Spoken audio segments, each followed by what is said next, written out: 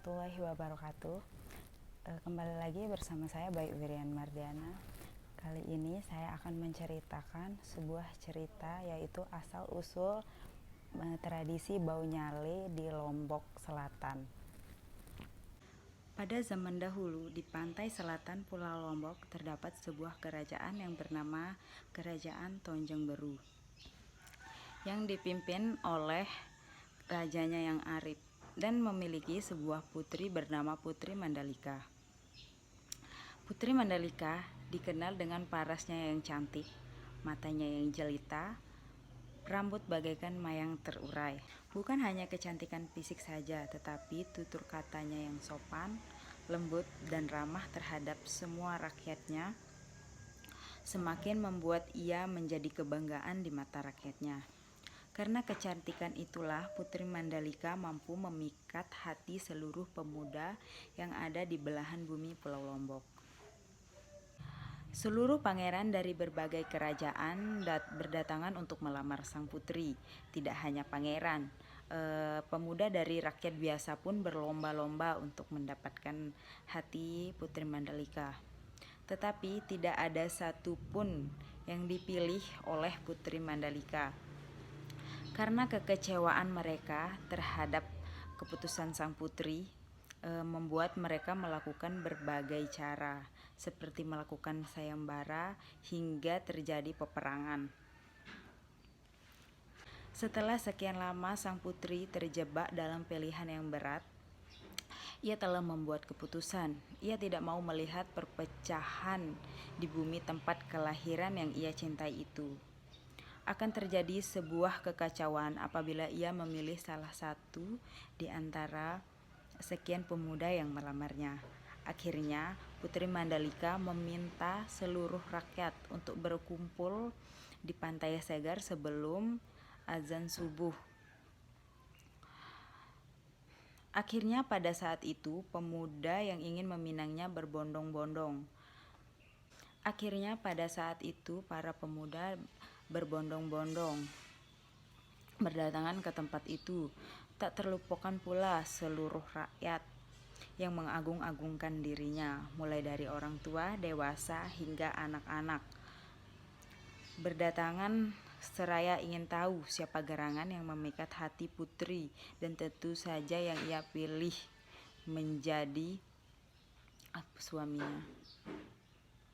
Setelah semua tamu undangan berkumpul, semua rakyat terkejut dan lega, seakan menjadi obat dahaga bagi mereka karena kedatangan Putri Mandalika diiringi dengan para prajurit. Seluruh rakyat senang karena sang putri menepati janjinya. Akhirnya di tempat yang gelap dan gulita yang hanya diterangi oleh cahaya bulan, Putri Mandalika mengumumkan keputusannya. Dengan pidato yang singkat dan jelas, ia menyampaikan bahwa tidak lain seperti impiannya. Sang putri hanya ingin melihat ketentraman yang tumbuh di atas bumi Pulau Lombok. Oleh karena itu, sang putri mengajak seluruh masyarakat untuk menjunjung tinggi nilai persatuan dan kesatuan tanpa adanya perselisihan yang merusak keharmonisan hubungan kekeluargaan. Oleh karena itulah, aku memutuskan diriku untuk semua orang. Aku akan menerima semua lamaran dan memberikan seluruh perhatian dan cintaku untuk semua orang, ucap sang putri dengan suara lantang di tengah derasnya ombak. Mendengar ucapan Putri Mandalika tersebut, tentu saja seluruh rakyat yang ada di sana kebingungan dan tak mengerti apa yang dimaksud dan bagaimana bisa ia menerima semua lamaran. Semua saling berpandangan dan berbisik-bisikan kecil terdengar. Kemudian sang putri melanjutkan bicaranya. Wahai ayahanda dan ibunda, serta seluruh rakyat Tonjong Beru yang aku cintai, hari ini aku telah memutuskan diriku untuk kalian semua. Aku tidak dapat memilih salah satu di antara kalian, dan takdir sudah menghendaki agar aku menjadi nyale dan kalian dapat nikmati bersama.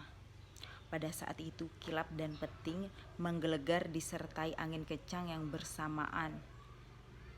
Tiba-tiba sang putri yang berdiri di atas bukit diiringi oleh para prajurit menjatuhkan dirinya dengan sekejap dan tanpa penerangan apapun. Seluruh rakyat langsung panik dan segera berbondong-bondong untuk menyelamatkan sang putri. Namun Putri Mandalika telah hilang, bagaikan ditelan bumi. Tidak ada tanda-tanda sang putri ada di tempat itu. Tiba-tiba muncullah binatang kecil yang banyak jumlahnya di tempat itu. Binatang tersebut berkilauan yang berwarna-warni dan berbentuk seperti cacing. Masyarakat percaya bahwa itu adalah jelmaan dari Putri Mandalika, yang merupakan wujud dan kasih sayang sang putri. Kemudian binatang tersebut diberi nama Nyale. Hingga kini binatang tersebut masih hidup dan menjadi buruan oleh masyarakat Lombok dan menjadi tradisi tiap tahunnya. Antara bulan Februari dan Maret yang disebut tradisi Bau Nyale. Bau dalam bahasa Lombok artinya mengambil atau menangkap. Oleh karena itu masyarakat Lombok mengambil nyale sebanyak-banyaknya dan memaknai tradisi Bau Nyale tersebut sebagai rasa cinta terhadap Putri Mandalika dan berbondong-bondong mendapatkan perhatian sang putri. Beberapa waktu sebelum Nyale keluar, hujan turun deras di malam hari, dikelilingi kilat dan petir disertai dengan tiupan angin. Diperkirakan pada hari keempat setelah purnama menjelang Nyale hendak keluar, hujan telah reda dan berganti dengan hujan rintik-rintik. Suasana menjadi demikian tenang. Kemudian dini hari Nyale mulai muncul menampakkan diri berguling-guling bersama ombak. Dan secepat itu pula Nyale berangsur-angsur pergi dari permukaan laut bersamaan dengan fajar menyingsing di ufuk timur. Dari kisah tentang Putri Mandalika tersebut sekaligus menjadi tonggak sejarah diadakannya tradisi Bau Nyale, ada beberapa nilai yang bisa kita ambil dan kita tetapkan dalam kehidupan sehari-hari, yaitu nilai agama, nilai moral, dan nilai budaya. Sekian cerita singkat dari saya, kurang lebihnya mohon maaf. Wassalamualaikum warahmatullahi wabarakatuh.